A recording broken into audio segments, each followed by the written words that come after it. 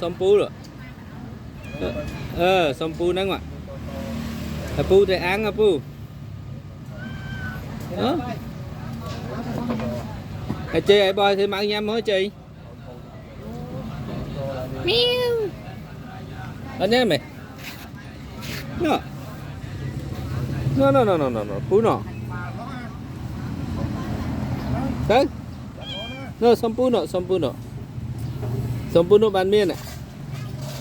nó cái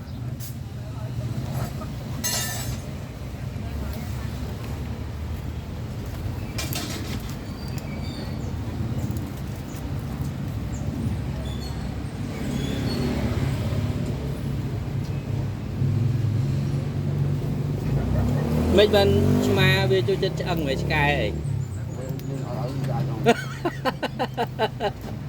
mà vì sao những như nhâm hỏi bao tôi chân này đi rồi những người nhâm mà chẳng người ta đi cho chân ăn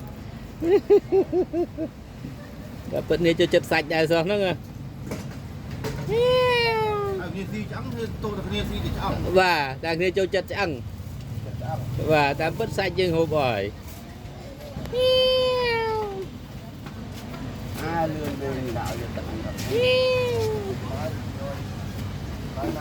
hả anh là quý vị anh ra bàn chào tạm ngoài ao này đây đây